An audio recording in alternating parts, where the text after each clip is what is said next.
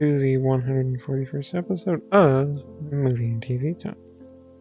On this episode, I'm going to be discussing and giving my thoughts on Superman. Remember, there will be spoilers. Let's get into it. First thing that I appreciate this movie is that it doesn't waste our time on showing us what his origin story is, because we've seen that over and over and over. I'm actually glad that we didn't have to see that again. In fact, I appreciated that we were just thrown into this world where metahumans have existed for a long time, and that Superman has been around and known to the general public for a long time. We are then thrust into this moment where Superman is in the process of losing a battle. Yeah, losing a battle. Because sure, Superman's powerful, but in a world with other metahumans, it makes sense that some could go toe-to-toe with Superman. Especially when we find out that this enemy turns out to be one of Lex Luthor's goons named Ultraman. Someone that is apparently cloned from the DNA of Superman, but not perfectly. But also kind of enough for Lex to be able to perfectly control Ultraman in these fights against Superman. It's the kind of thing that is a little bit weird. Just a tiny bit weird.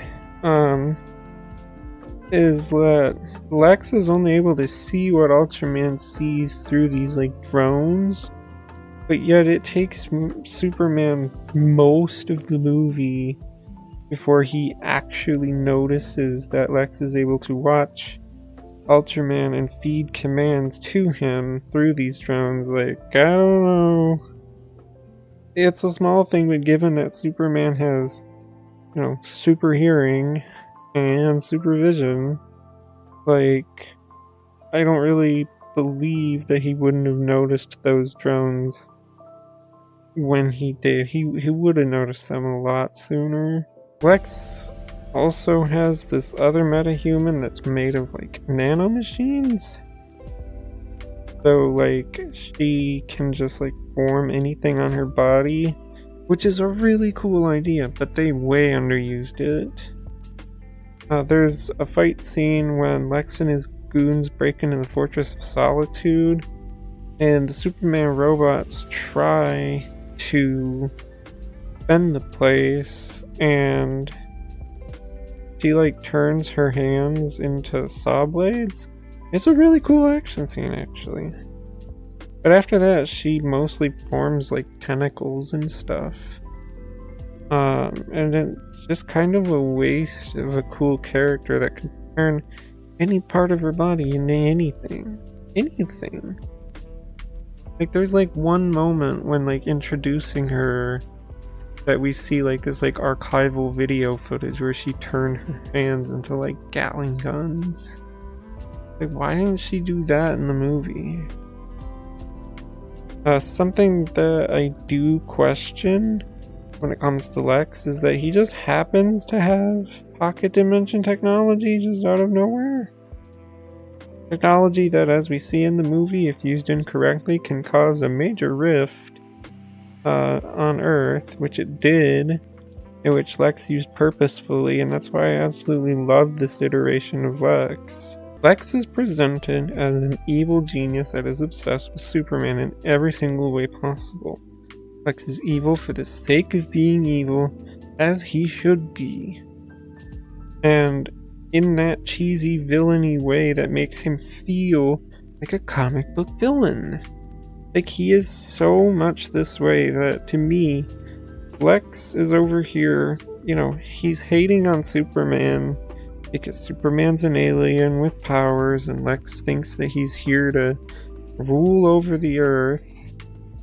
When it's because of this war conflict that Lex created, Lex would have gotten, half of a country that he himself is oh, I'm gonna make a utopia and become king.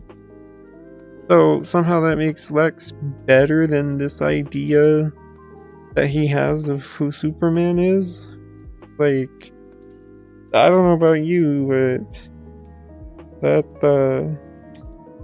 that sounds more like a dictator than a king. I mean, in his little pocket dimension, he has a prison where not only does he keep like government people because the government, uses it, which fair enough, honestly, that feels actually kind of realistic that government could be bought out by somebody with that kind of technology. But like Lex keeps his exes in this prison, and like anyone who speaks out negatively against him, again, feels a little more dictator than king. But yeah. But I still think that this is my favorite iteration of Lex in a very long time. So much better than the one that we got in the Snyder movies as well. Of course, I cannot talk about a Superman movie without talking about Superman and Clark Kent, as this guy did really good at playing both of them. Now, there was definitely less Clark Kent stuff, but I don't think it's to the detriment of the movie here. Plus, what we got really hit how much of a nerdy, awkward person Clark is. I mean, the whole interview sequence with Lois was great. Another thing I appreciate in this movie is the relationship between Lois and Clark. It's established that something is there. They're not quite there yet. They're just kind of figuring things out. And it's like to the point where even Lois is like, I don't know if I'm even gonna be with this guy. Like, I don't know if this is working out at all. I mean, of course it does at the end of the movie. They have a whole, kissing, floating sequence that is like straight out of the classic Superman movies, but you know what I mean. I also appreciate that Lois and the Daily Planet people actually had something to do in the movie. This is because of when Lex breaks into the fortress, he takes this busted message that's from Superman's parents, but the message was damaged. Somehow Lex is able to restore the busted part of the message, and he goes on live TV and plays the whole thing that basically states that Superman's parents sent him to Earth to rule over humanity. This, of course, turns most of the public perception of Superman so negatively that Superman has to have like a breather, since he's like mentally overwhelmed by everything. But by the end of the movie, with the help of Lois and the other Daily Planet people, and one of Lex's exes, they basically prove that Lex has been a traitor to the United States the whole time. So, reversal. This is because of what I suppose is part of the side plot of the movie, where there's two made-up countries, where one's gonna start a war with the other, but Superman got involved and stopped said war from starting. Now, this is part of the plot that is not shown to us. It's told to us over and over that Superman went in and, got himself involved and blah blah blah. But it's never shown to us.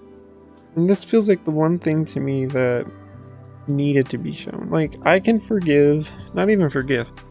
I don't care if you don't show his origin. We know Superman's origin, but this is integral to the plot. I kind of would have liked to see this particular aspect of the story. The great thing, though, about this whole conflict is that it was all orchestrated by Lex. Now, this seemed a bit evident when it said that Lex was supplying weapons to one side, and how that side's leader had access to Lex's pocket dimension, and was on good terms with the United States before Superman intervened, of course. And all of that. Lex created the whole conflict just to get a shot at killing Superman, with the added benefit, like I said, of getting half of the country that they were trying to invade, so that Lex could create some sort of utopia and become a dictator. I mean a king. Again, Lex being evil for the sake of being evil. Now, going back a minute here to talk about Superman in this movie, and this guy is my favorite movie Superman. My favorite overall Superman will still be the one from the Superman and Lois TV show.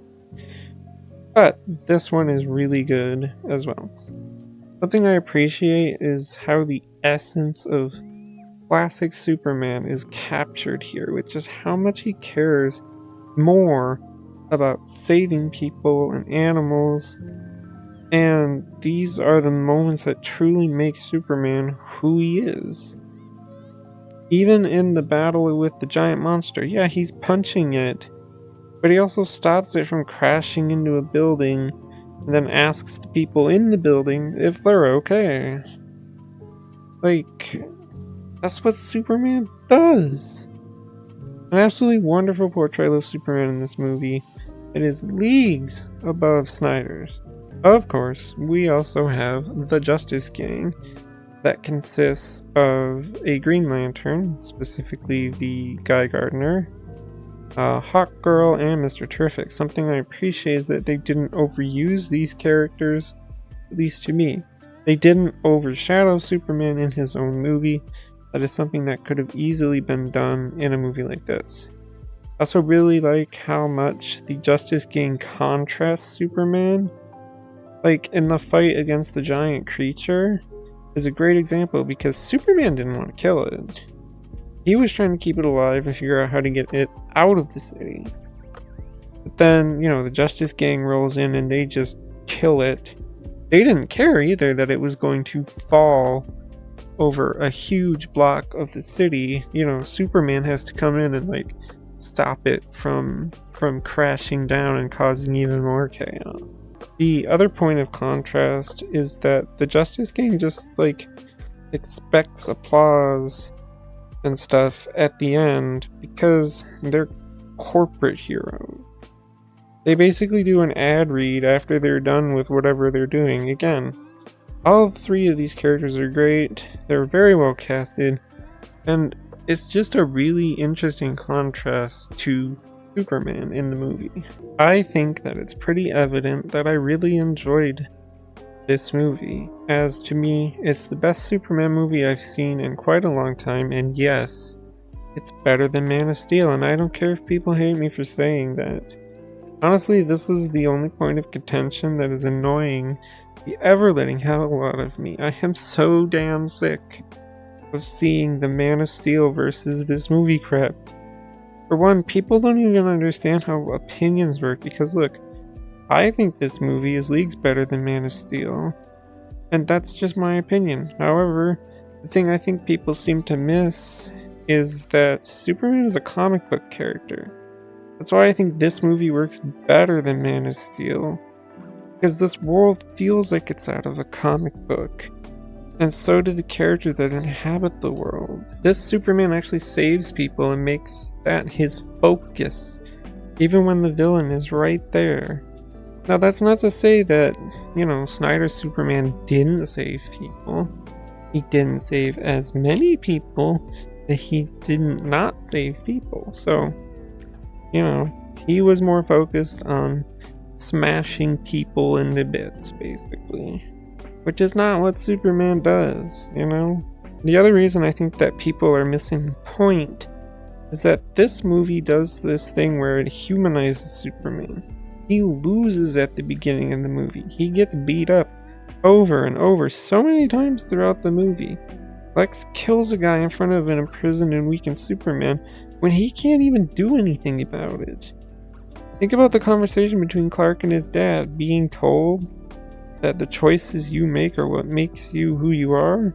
This is something that he has to learn, and something that humanizes him. Superman in the Snyder movie, the biggest problem is that Snyder wanted Superman to be seen as a godlike being that is above humanity, that people worship, that is perfect and flawless.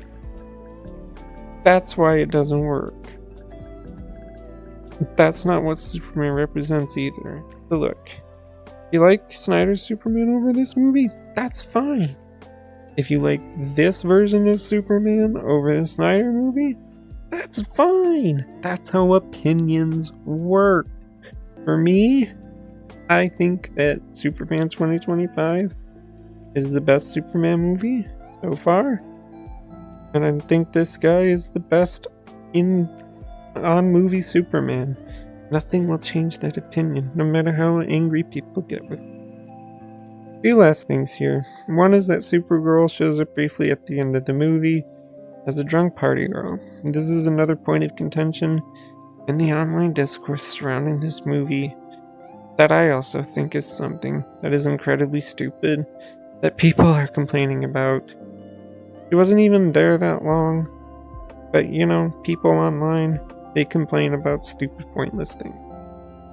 The second thing is that this movie has 2 credit scenes that are really not worth it. The Supergirl thing is not one of them. That's just part of the end of the movie. One is just Superman sitting there in space with Krypto.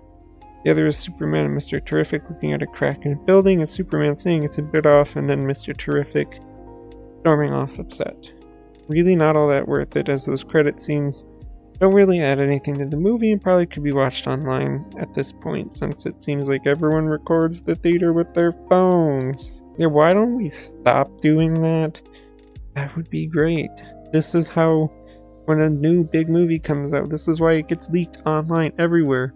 This was my Deadpool 3. I saw 60% of that movie through, Facebook, Instagram, and YouTube Shorts. So please, stop doing this. Superman is a great and entertaining movie and is definitely highly recommended.